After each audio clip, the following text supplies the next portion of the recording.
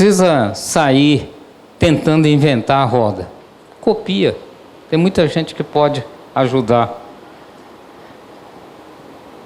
Então, existe uma outra coisa chamada referencial de comparação. É para buscar se aquele valor que você obteve no indicador é bom ou não. Então, o referencial de comparação é o benchmark, né, que diz. Ok?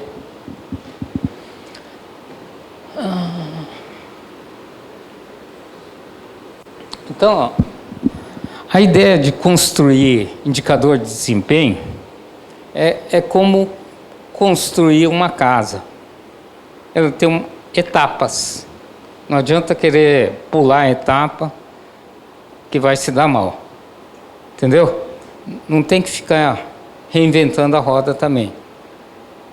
Você quer montar um programa de indicador, tem que montar, planejar, né? Fazer viabilidade, estudar, pegar as melhores pessoas para orientar a construção.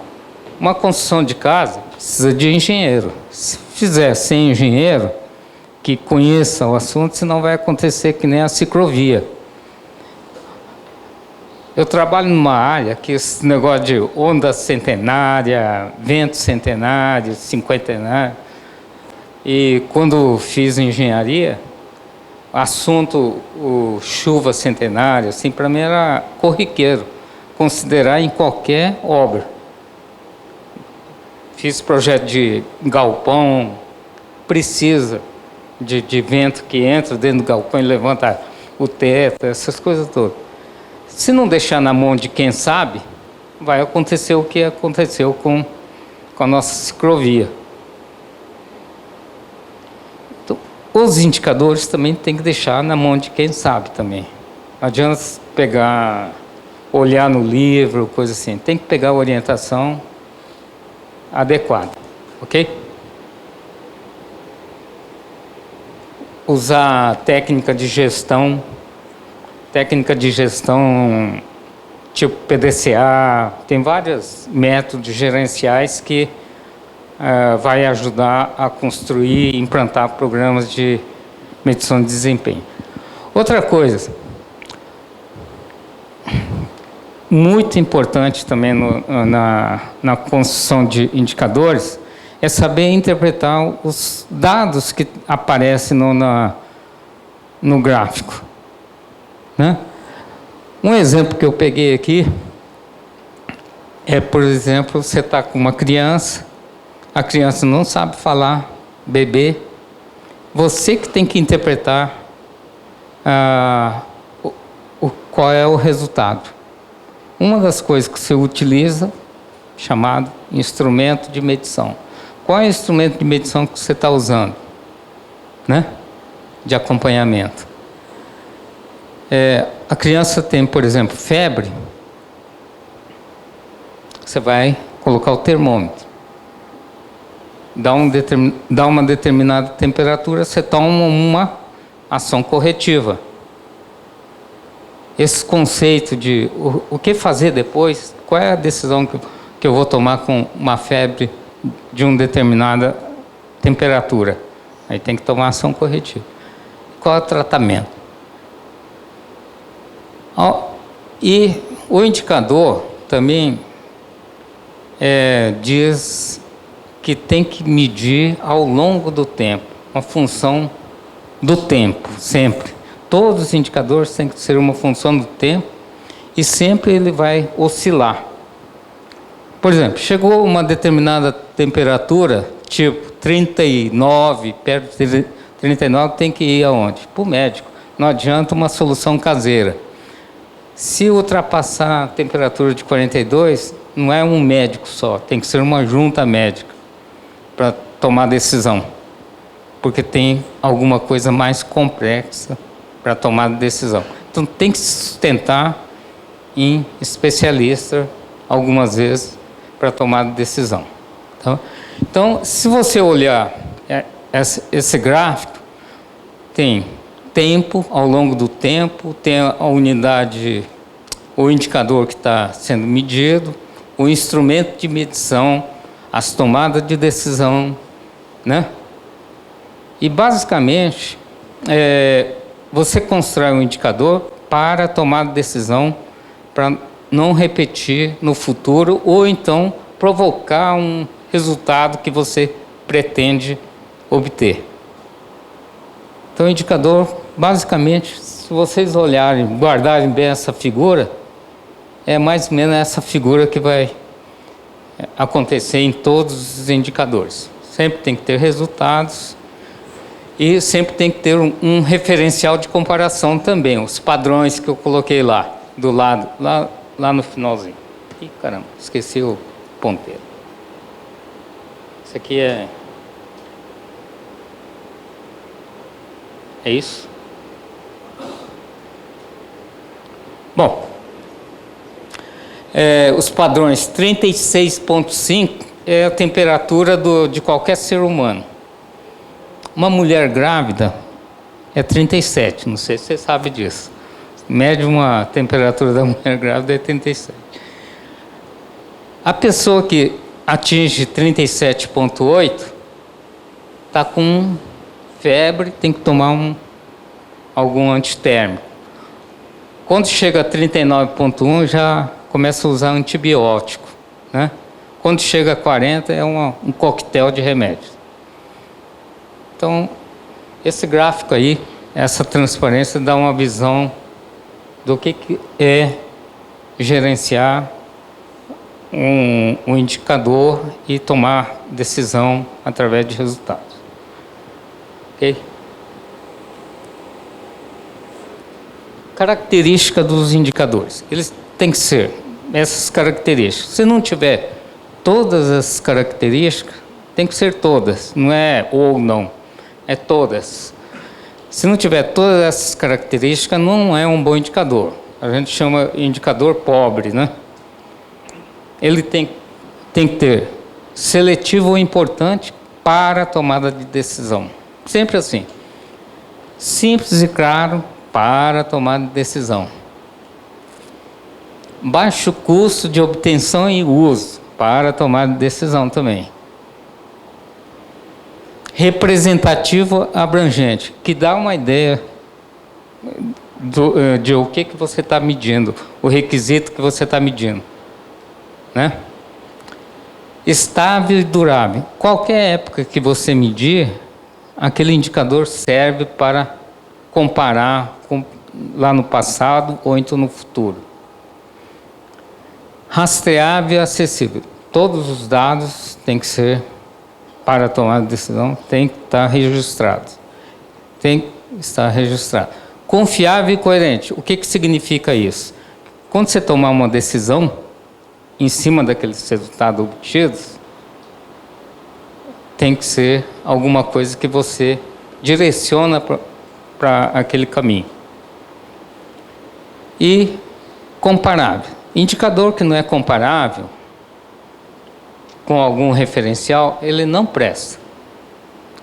Quer dizer, se não tiver nenhum, só falhar um desses requisitos, os indicadores são pobres, com certeza. Então, criar um indicador tem que criar com todos esses requisitos, tá?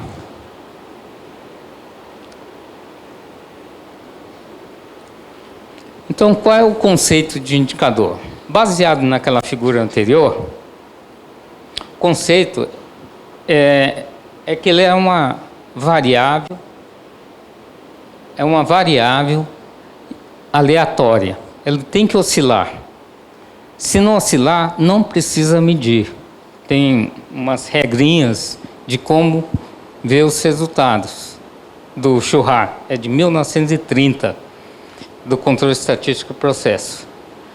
Um indicador que tem resultado, tipo assim, 100% ou 90%, vários anos ou vários meses, não precisa medir. Porque não oscila, tem que oscilar. Assim como a temperatura nossa, embora seja 36,5, ele oscila ao longo do ambiente que você está, ou então se tem algum problema interno. Tá? Nas organizações, qualquer indicador também tem que oscilar. Mesmo que seja pouco, dentro de um determinado intervalo, tem que oscilar. Bom, então o indicador, métrica, parâmetro, índice são os mesmos termos. Tá? Alguns falam que é indicador, outros falam que é métrica, mas o conceito é tudo igual. Então, o indicador, ele tem que ser sempre em função do tempo. É cartesiano, com duas abscissas ordenadas, né? Tem que ser no gráfico mesmo. Indicador que não utiliza gráfico, ele não tem uma duração muito longa, não. É só um aspecto sazonal de medição só.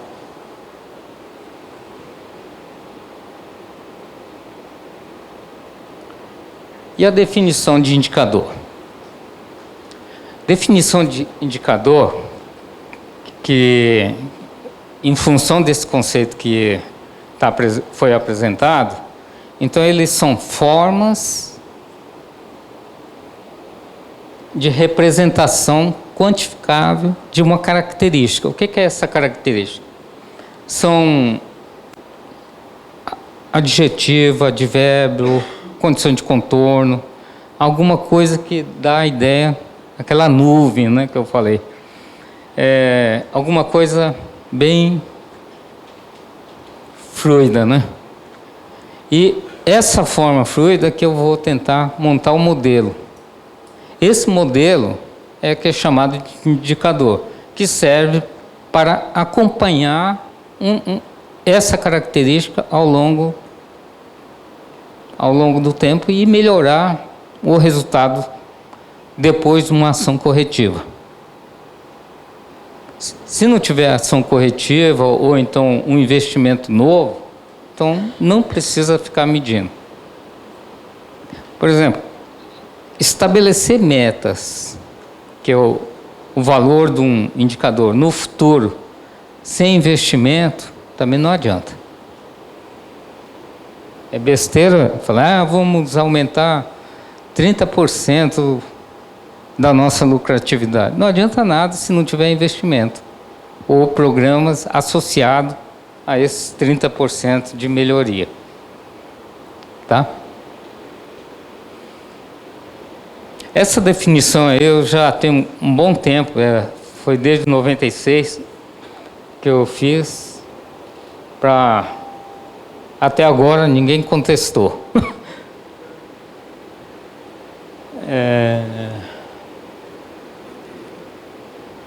Isso aí é um exemplo também para mostrar a diferença. O que é indicador, né? O que é unidade do indicador, resultado e meta. O indicador é um modelo matemático, tá? Você vê que está bem simples, mas é um modelo matemático. Aquela temperatura que eu estou falando é aquela temperatura da criança, tá? Unidade do indicador é a unidade de medida que a gente adota, mas os melhores indicadores são adimensionais, que nem a percentagem, bem trabalhada, que nem pontualidade é percentual, lucratividade é percentual, ok? Resultado do indicador é o valor obtido naquele período especificado. E o meta é o valor futuro. Tá? Não existe meta sem uma data e um indicador associado. Ok.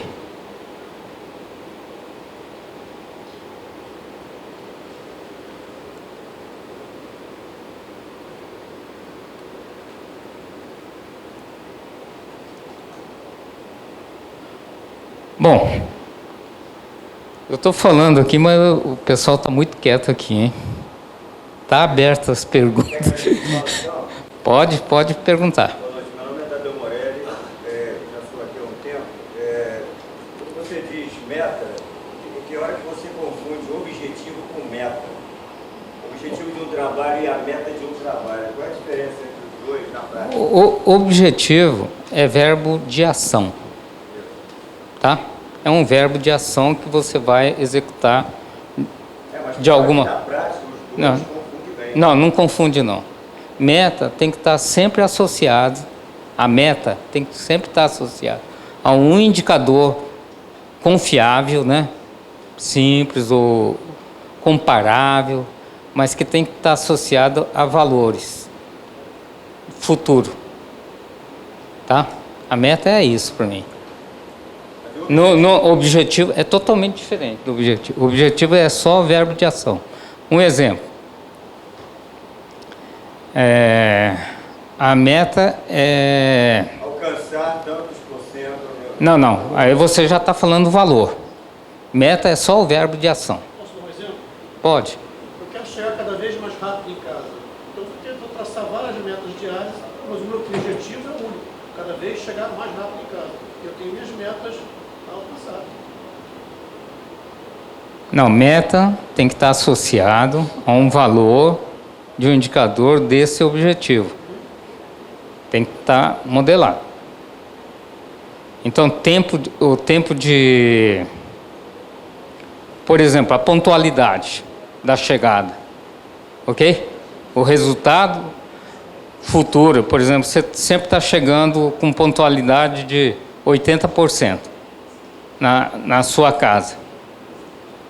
Independente de qualquer época que você medir a sua pontualidade, vai dar para saber e comparar com outras pessoas, outros objetivos semelhantes que você vai chegar na sua casa ou na casa do outro.